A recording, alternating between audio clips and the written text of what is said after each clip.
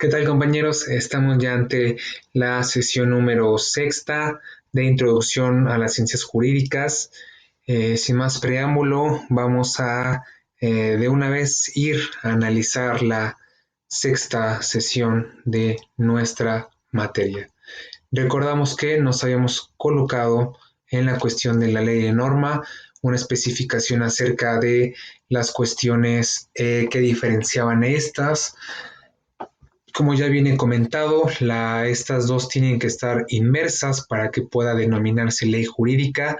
Estas deben de ir de la mano la una con la otra, puesto que la norma es un deber de ser y la ley pues es el llevar a cabo ese deber ser de una forma adecuada en el cual nosotros logremos con esa acción entrar en una sana convivencia entre el Estado.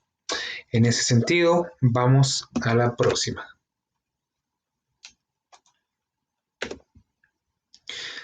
Ley. Y aquí vamos a ver algo muy importante que se le denomina muy famoso a una tribuna, una parte, una investigación, una aportación que hizo Hans Kelsen, el famoso jurista y filósofo de Austria, en el cual vamos a leer y posteriormente vamos a analizar su obra, su aportación al mundo jurídico, que es muy conocida en cualquier parte en los estudios de esta índole. Bien, dice, Hans Kelsen nació en el 81, 1881 y falleció en el 1973. Nació en Praga, Austria, y posteriormente fallece en Berkeley, California. Este pensador jurídico y político austriaco, él defendía una visión positivista que él llamó teoría pura del derecho. Esto es, recordamos que la visión positivista es que toda cuestión de derecho debe de estar plasmada en algo físico, en algo que ahí esté y que en ese sentido tenga acceso a la sociedad tenga acceso a esa situación en donde el derecho pueda estar plasmado en algo físico. De ahí que él, en la famosa teoría pura del derecho, nos menciona a grandes rasgos que toda ley, todo ordenamiento, todo derecho en su orden natural y jurídico debe de estar plasmado en papeles o en algo físico en el que debe de ser de libre acceso a toda la comunidad para que éste conozca y se perfeccione la parte del derecho. Un análisis formalista del derecho como un fenómeno autónomo de consideraciones ideológicas o morales, del cual excluyó cualquier idea de derecho natural. Para él, el derecho natural absolutamente no tiene nada que ver, simplemente es un derecho que ahí está, pero para que se pueda perfeccionar el área jurídica, debe de crearse acerca de la forma plasmada en las legislaciones.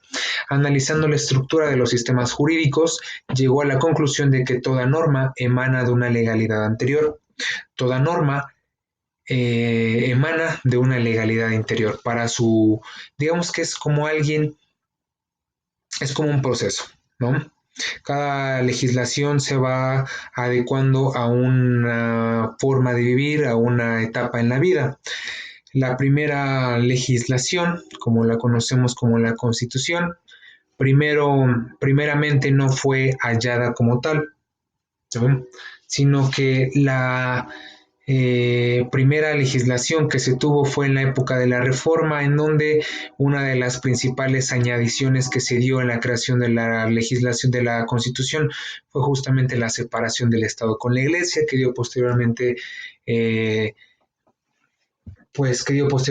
los problemas de la guerra de reforma entre conservadores y liberales.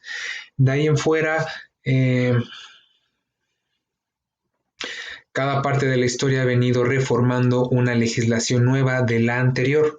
Estamos hablando que en la legislación que se tomó anteriormente fue justamente la de 1914, que fue la constitución que mantenemos en nuestros días, con la que también se tuvo que añadir y reformar y tomar en cuenta la legislación anterior, pues para tener una pauta, una nueva forma de obtención de esta legislación. ¿Ok? Entonces, toda legislación se proviene de una anterior.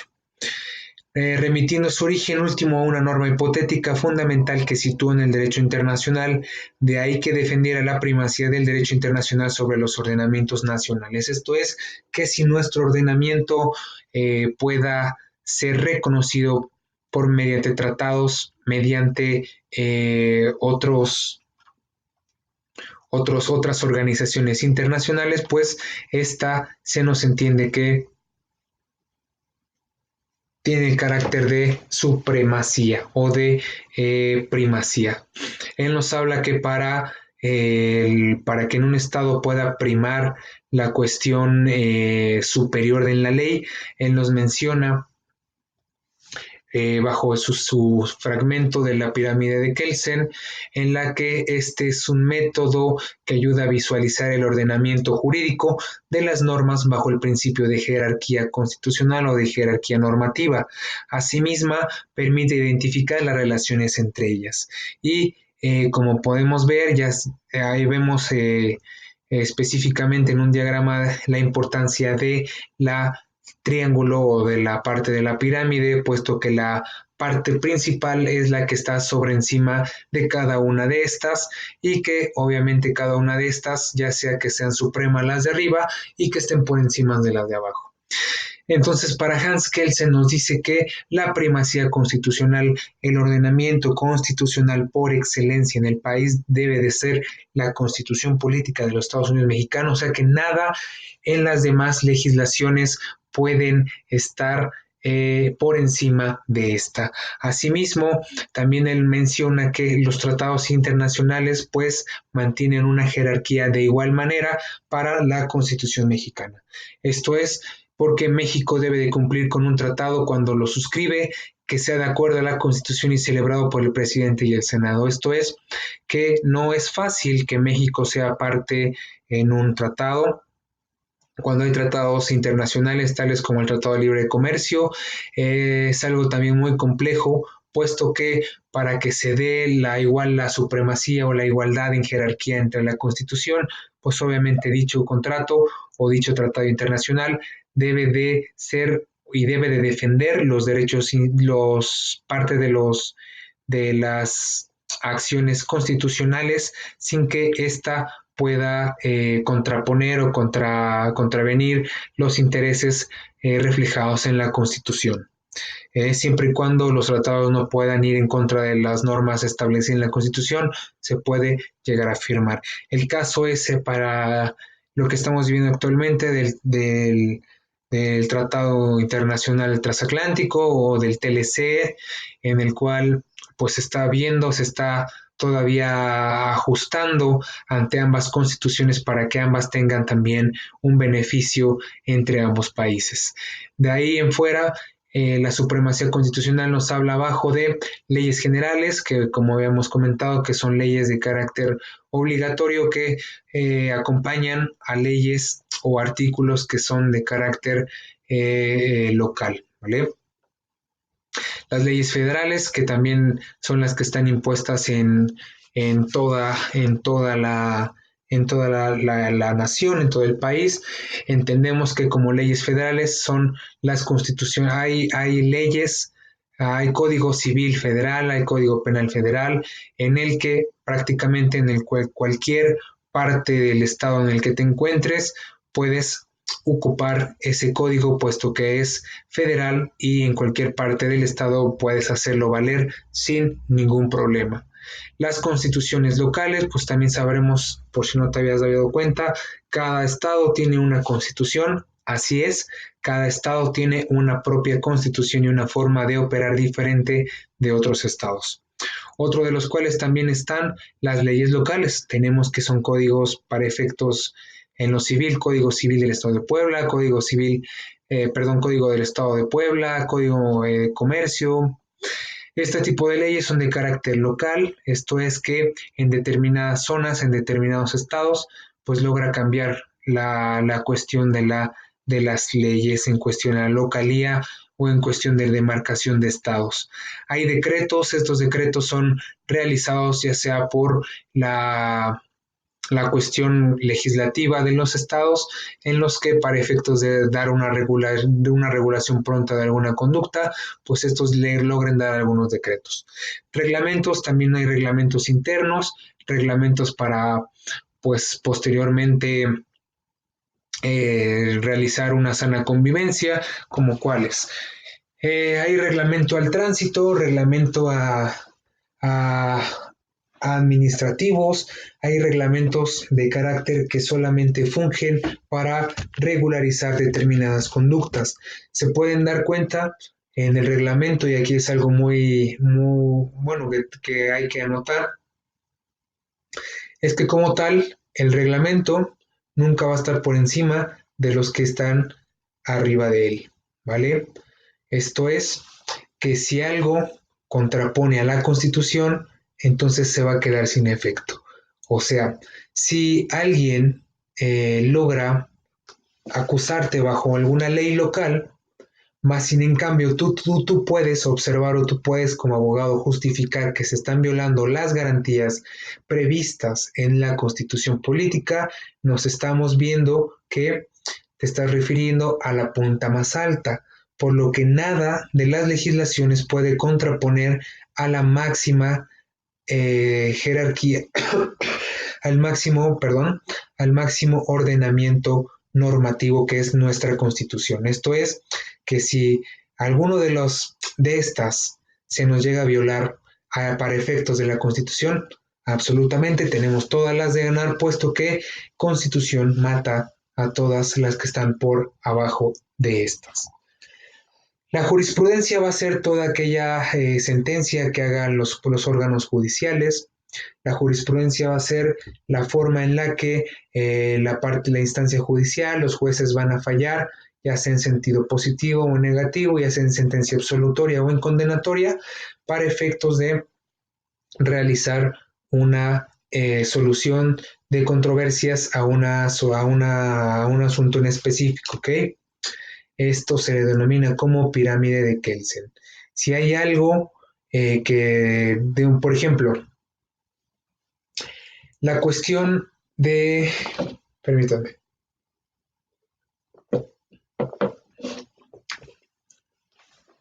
nosotros debemos de ser interpretadores de la ley, ¿vale? Eso se los he venido comunicando y posteriormente siempre se los voy a decir.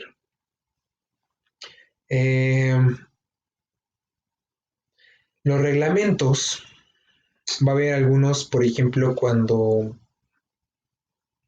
estás transitando normal y viene un policía de tránsito, hace una revisión de rutina, hace que te baje, bueno, hace que te detengas y posteriormente casi te obliga a que te bajes porque es una observación o es una revisión, no, vamos a decirlo, pues rutinaria, ¿no?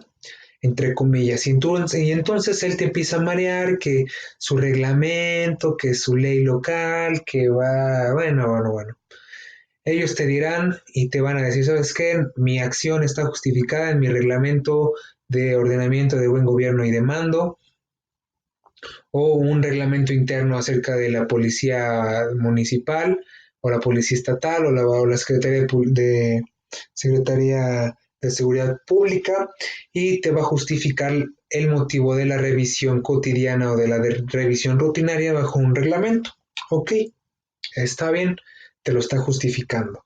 Pero, y aquí va una situación, aquí un secreto. Bueno, no es un secreto, digo, ustedes lo van a saber, pero es algo que les va a ayudar muchísimo a ustedes.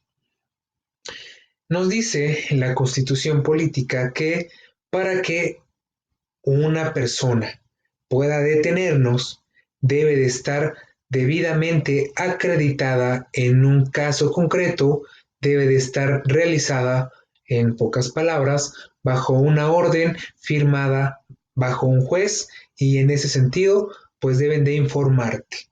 Ahora, solamente en ese supuesto pueden detenerte o a menos de que se te esté presumiendo de que estás haciendo algún delito. Pero si digamos en el ejemplo de que vas así transitando normal y te detienen y te piden, al momento te leen tu reglamento Entonces, si tú tienes ese conocimiento, pues entonces le dices oficial, lamento decirle que no va a poder, no voy a poder lo que usted me está demandando, puesto que la Constitución Política, que es la máxima ley de todas, inclusive del reglamento del que usted me está leyendo, me obliga y me protege a no salir ni a obedecerlo, siempre y cuando usted me dé esa justificación del cual me va a revisar mediante una orden. En ese sentido, yo no puedo obedecer al mandamiento que usted me está solicitando. En esa forma, pum, logras derribar el argumento del policía y logras irte por la buena. Son trucos, o más bien no son trucos, sino hay que ser más ávidos en la cuestión de las normativas. ¿Por qué nosotros logramos zafarnos de nuestro policía? Porque podemos ver que su reglamento está por debajo, muy por debajo de la máxima que es la Constitución Política. De hecho, compañeros, si tú logras especializarte en derecho constitucional, pues básicamente vas a tener el control de todas estas mismas, ¿vale? De hecho, una de las formas de los juicios que más son muy tronados, muy tocados, es el juicio de amparo, o lo que comúnmente conocemos como amparo. Les voy a platicar rápidamente. El juicio de amparo es un juicio de control de constitucionalidad, ¿ok?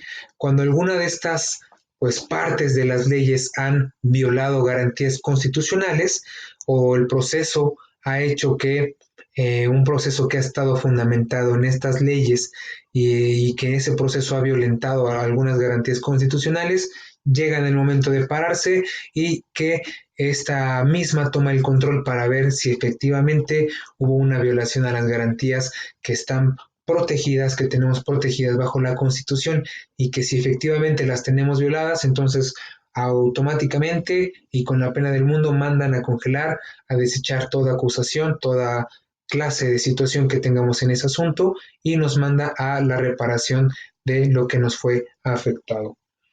En ese sentido, es a grandes rasgos partes del juicio de amparo que a lo largo de la carrera ustedes van a seguir conociendo.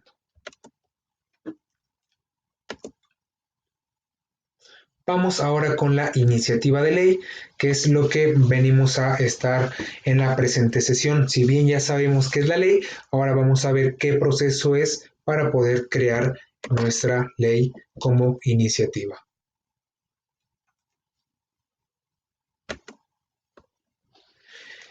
¿Cómo surgen los orígenes en la creación de la ley? Dice hace 3000 años antes de Cristo los antiguos egipcios ya tenían un código civil, claro que sí, que constaba de unos 12 tomos escritos como en su lenguaje de jeroglíficos basados en las prerrogativas de Maat, diosa de la verdad, y la justicia.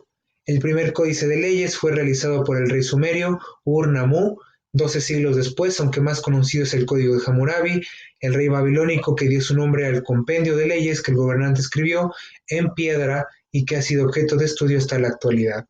En una de las famosas partes del Código de Hammurabi nos hablaba de la ley del talión, ¿no?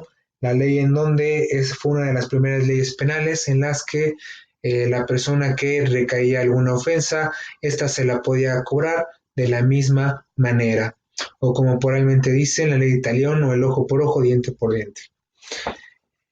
En Grecia, la cuna de la democracia, no tenía verdadero código escrito, ya que para ellos la ley se imponía de tres tipos básicos, que era la ley divina, los decretos humanos y la costumbre, que eran interpretados por los sacerdotes, los prohombres de la clase gobernante, estos siendo filósofos y militares en su mayoría, y la clase popular respectivamente. Podemos ver cómo a través de la historia la ley fue tomando partida en cada uno de estos pues de estas áreas históricas. Vamos con el Imperio Romano. Esta recogió algunos de sus preceptos y desarrollará los suyos propios, creando el primer sistema legal común a todos los habitantes del imperio y plasmado en papel gracias a la escritura y el idioma latino. De hecho, compañeros, nuestro sistema jurídico mexicano está inspirado en el sistema jurídico romano-germánico. En ese sentido, pues nosotros tenemos muchísimo corte de el sistema legal creado en Roma. Así es, el sistema romano sigue aún vigente en nuestras vidas. Aunque los regímenes dictatoriales, imperiales y feudales de los siglos siguientes y la Edad Media dejaban la interpretación de las leyes a una única persona, o al menos a un núcleo bastante pequeño de ellas. En Europa, los eruditos siguieron creando sus propios sistemas legislativos. Carlomagno, el emperador Justiniano, Enrique II de Inglaterra, fueron algunos de los gobernantes que impulsaron la creación de un sistema de leyes, además de algunas organizaciones como los mercaderes e incluso los eclesiásticos, que buscaban con ello salvaguardar sus intereses frente al resto de la población e incluso de los que ostentaban el poder.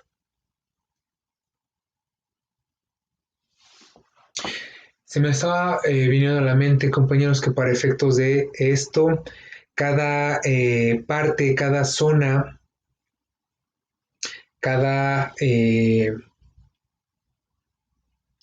vamos a decirlo, cada país, cada reino intentaba realizar un régimen totalmente ad hoc a sus pensamientos. Tal es el caso de Justiniano, es el cual siguió implementando bastante formulación a lo que conocemos ahora como nuestro sistema jurídico actual. Enrique II de Inglaterra también tuvo algunas reformas, ya que todo lo que es Inglaterra y Estados Unidos se rigen bajo el sistema jurídico anglosajón. Este sistema jurídico pues se encarga de los jurados, se encarga de llevar todo a cabo de manera por los criterios de oralidad y por los criterios específicos de pues el juzgado, ¿no? Que es cuando vemos la típica escena en donde está el juez o el supremo juez, en donde tiene pues obviamente a un lado toda la corte, todos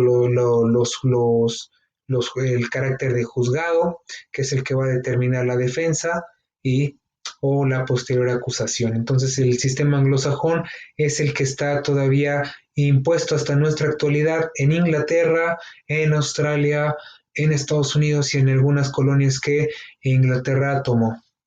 Eso es el ejemplo.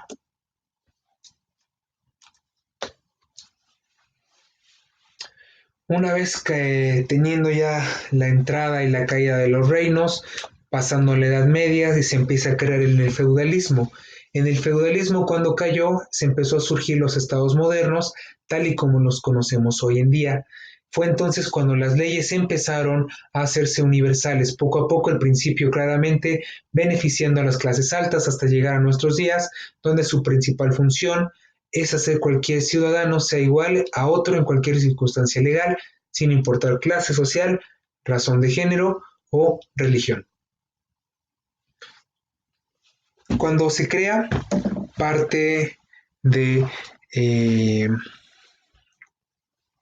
pues del feudalismo, compañeros, ¿cómo se crea el feudalismo? Vamos a dar la explicación rápida a todo esto.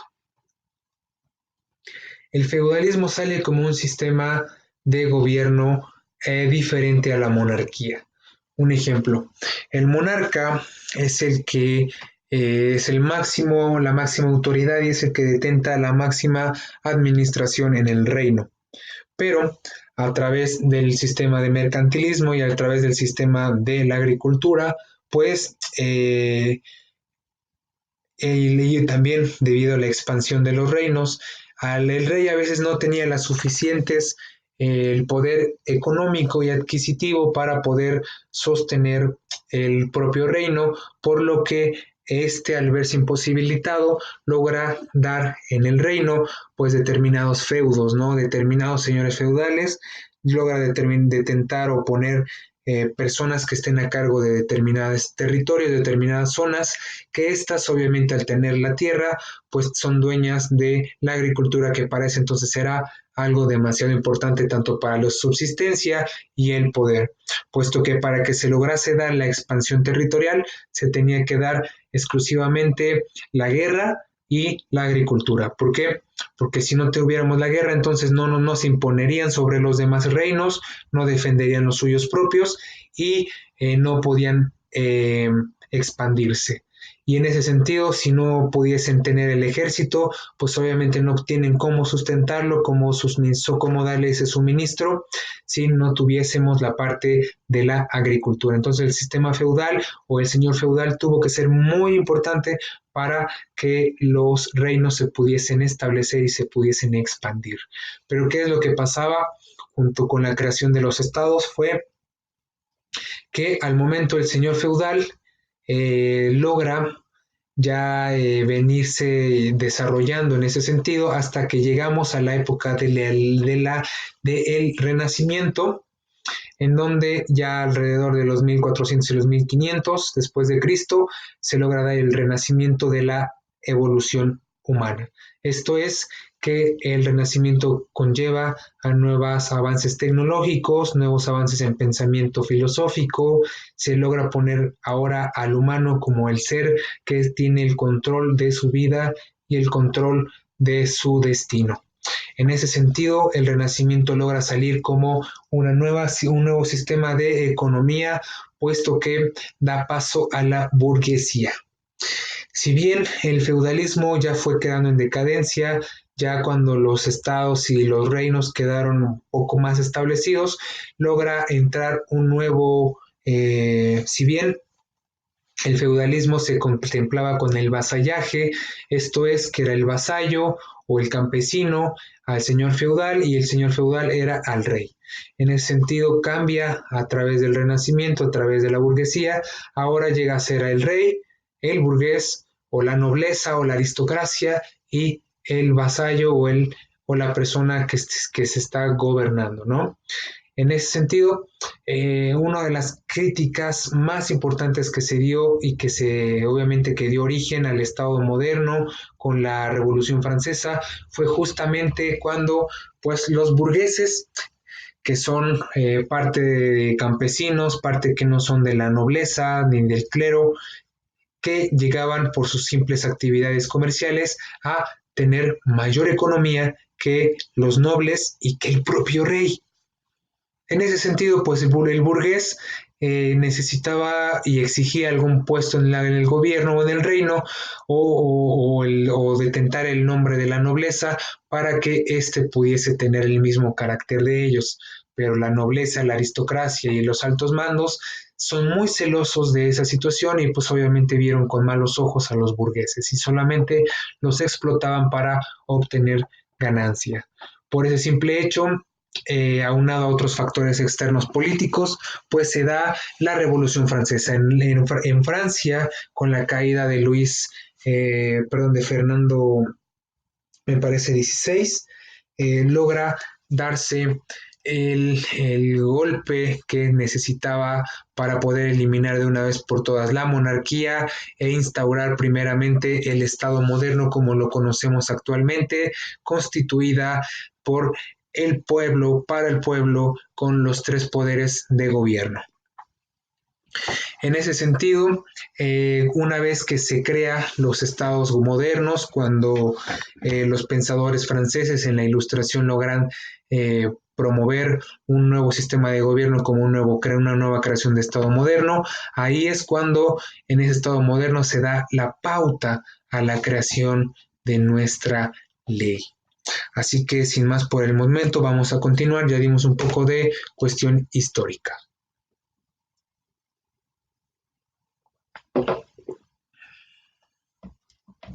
Permítame.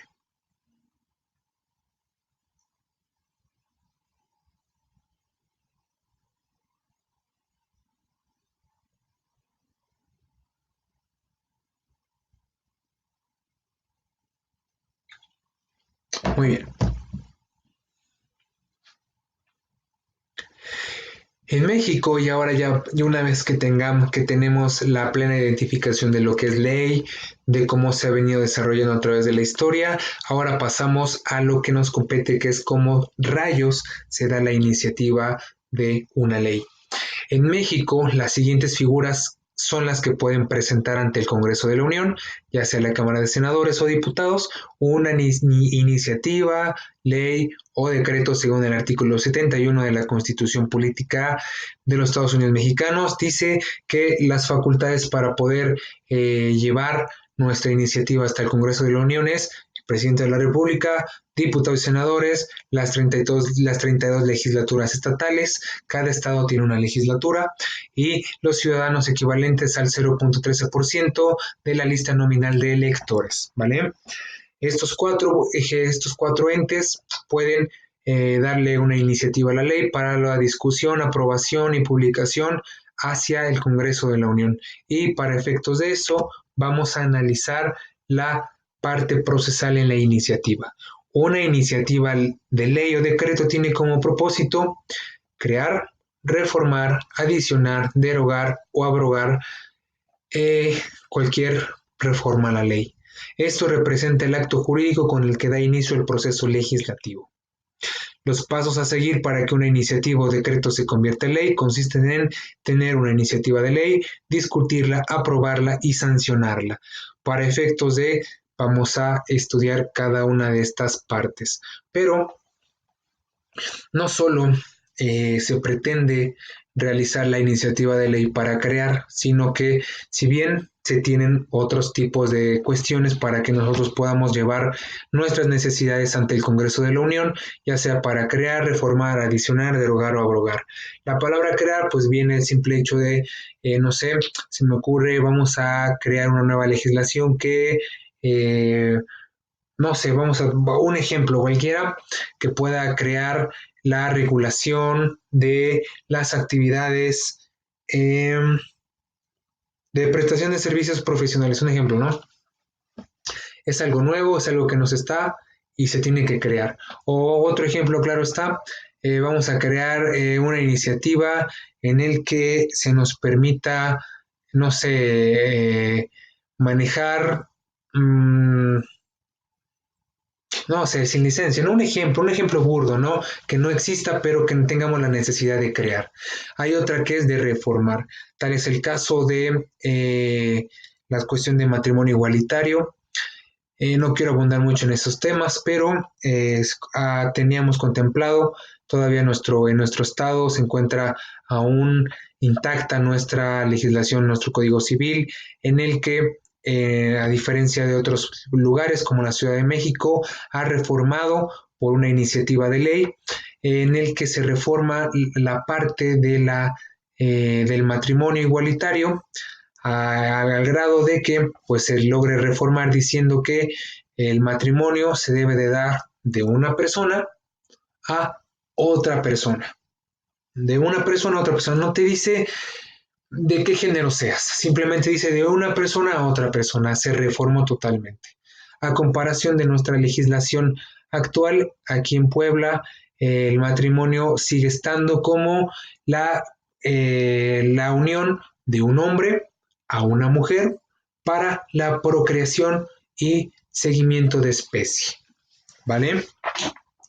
Entonces, aquí se han presentado varias iniciativas para reformar esta parte de la ley, pero el Congreso de la Unión, el Congreso estatal, pues no ha permitido que se den esos supuestos, ¿vale? Adicionar igualmente, si hay algo que queremos nosotros adicionar para fortalecer la ley, también la podemos hacer. Que además, un ejemplo de matrimonio igualitario, creemos o pusiéramos adicionarle ciertos requisitos para que se pueda dar. Un ejemplo, ¿no? Y la cuestión de derogar y abrogar, la cuestión de derogar es dejar sin efecto, o sea, la ley continúa, pero se deja sin efecto en su totalidad o en cierta parte. Y la de abrogar es totalmente eliminar la ley, pero más sin en cambio, como ya está puesta, es dejarla solamente sin efecto en su totalidad. ¿Ok? Pasemos ya a la iniciativa de ley en sus pasos. Los pasos a seguir para que una iniciativa o decreto se convierta en ley consisten en tener una iniciativa de ley, discutirla, aprobarla y sancionarla, publicarla y finalmente su entrada a vigor. Permítanme.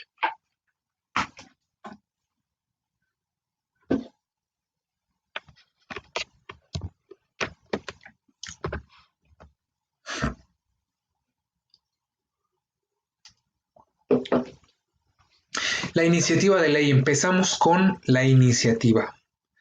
El proceso se le denomina IDASPI. Este término pues es un poco más práctico para que tú puedas aprenderte el proceso de iniciativa de ley. En esta es la iniciativa, la discusión, la aprobación, la sanción y la publicación, ¿vale? En ese término podemos denominarle por las siglas IDASPI para que se te sea más pronto, más conocido el proceso legislativo, ¿vale? El primer proceso legislativo para la iniciación de una ley es justamente la propia iniciativa. Esta cuando cualquiera de las figuras contempladas en el artículo 71, que ya sea el presidente, Cámara de Senadores, la Suprema de la del Congreso de la Unión, ya sea la legislatura local o los ciudadanos, algunos de estos puedan promover la creación, modificación, adición, derogación, abrogación de alguna ley. A esto se le denomina iniciativa. El texto durante todo el proceso de discusión hasta su aprobación. Una vez que se aprueba se le llamará norma y hasta que sea publicada en el Diario Oficial de la Federación se le llamará ley. ¿Vale? Una vez que se aprueba se llamará norma y cuando se apruebe en el Diario Oficial de la Federación se le llamará ley. Te invito, compañero, a que entres a la página de la Suprema Corte de Justicia de la Nación y puedas ver en la Gaceta. La Gaceta es la parte en donde se publica las leyes o las normas que, que, que da ya en efecto la propia Suprema Corte, en donde por medio del Diario Oficial de la Federación reconoce las nuevas iniciativas como leyes. Así que te invito a que entres a la Suprema Corte de Justicia de la Unión, perdón, de la Nación, y que puedas entrar en la Gaceta del Diario Oficial de la Federación y puedas darte cuenta cuántas leyes ya se han estado promulgando y pues que realmente realmente no sabemos porque la gente no sabe ni siquiera de esta situación. Vamos con la discusión. Primeramente, la iniciativa se da por que alguno de los cuatro sujetos realiza o sistematiza o agrupa esas necesidades para posteriormente darlas a su discusión. La discusión es, una vez que se tiene la iniciativa, la Cámara que reciba el texto se convertirá en la Cámara de origen, que la analizará, discutirá y aprobará en primera instancia, para posteriormente turnarla a la Cámara Revisora, que será la encargada de analizar y dictaminar el proyecto, aprobarlo o rechazarlo. Dentro del mismo proceso de aprobación se deben incluir las sanciones a esa nueva ley en caso de que se incurra en su incumplimiento. La iniciativa puede entrar por la Cámara de Senadores o Diputados siempre y cuando no invada la competencia de la otra. Por ejemplo, si la iniciativa tiene que ver con temas cuya facultad son exclusivas de los diputados, la iniciativa tendrá que entrar por esa Cámara y viceversa. Todo como podemos ver las facultades de la Cámara de Senadores y Diputados, pues en los artículos posteriores a la parte de la Constitución política, ¿vale? La discusión entra por la Cámara de origen y saldrá por la Cámara revisora teniendo la otra parte de la Cámara.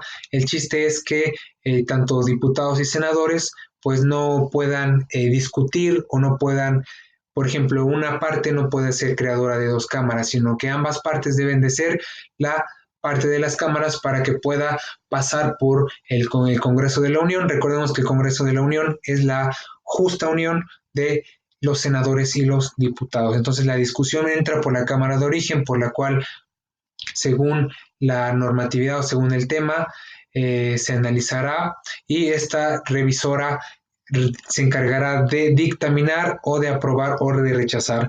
Ahí es cuando vemos que están en el Congreso de la Unión, están ya en la discusión y pues ahí es cuando podemos ver que luego en las noticias vemos que levantan la mano, se abstienen y en ese sentido es cuando en el momento de la discusión y la aprobación empiezan a decir levanten la mano quién está de acuerdo, quiénes se abstienen o quiénes están en contra. Entonces al momento de la votación empiezan a discutirla a manera de que sea aprobada.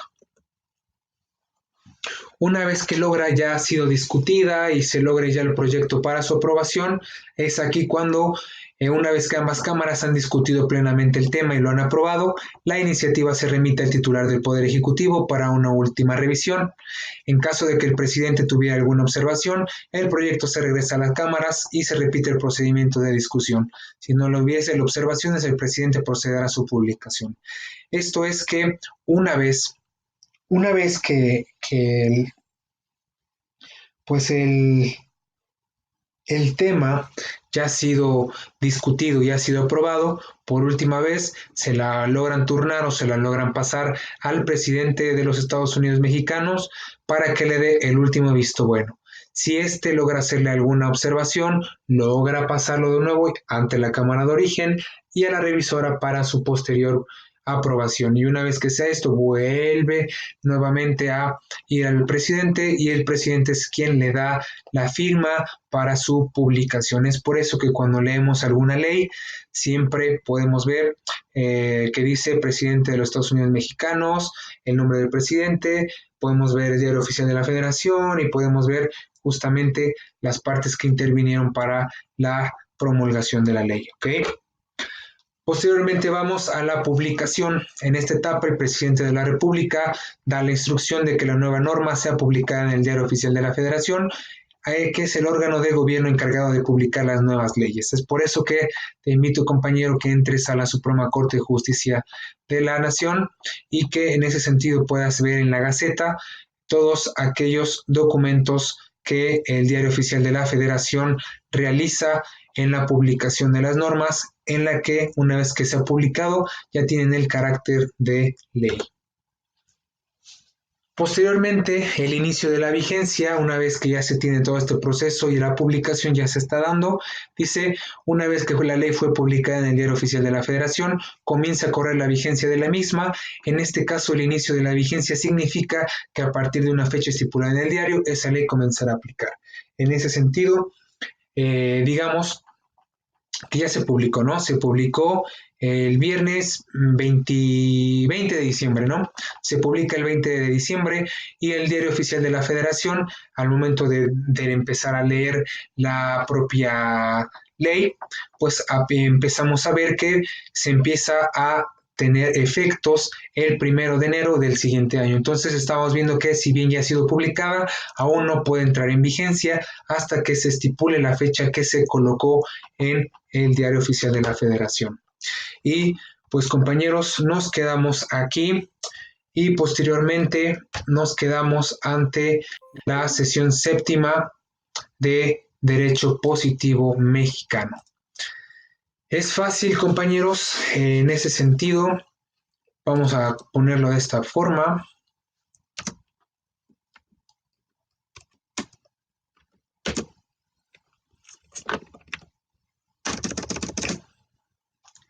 Yo te aconsejaría que para que aprendieras o que se te quedara grabado mucho mejor todo el proceso legislativo en la iniciación de una ley, solamente apréndete las siglas de IDASPI. Siempre cuando quieras realizar o quieras hablar o quieras ejercer algo, aludir algo en contra o, perdón, en alusión a algo de la iniciativa de una ley, pues siempre apréndete el IDASPI. El IDASPI son las siglas de la iniciativa, discusión, aprobación, sanción, publicación e inicio de vigencia. ¿Te das cuenta? Todas estas, pues esta nomenclatura te va a ayudar a que puedas fortalecer, a que no se te pueda pues pasar por sobreadvertido esta iniciativa de ley, que es muy importante que como abogados necesitamos saberla, porque pues nosotros al conocer la ley debemos de completarla en toda su literalidad. Volvemos a lo mismo para que tú puedas saber a grandes rasgos y rápidamente cómo conocer la iniciativa de ley o cómo es el proceso para la creación de una ley, simplemente es IDASPI. Acuérdate, IDASPI, IDASPI, IDASPI, que es iniciación, discusión, aprobación, sanción, publicación e inicio de vigencia.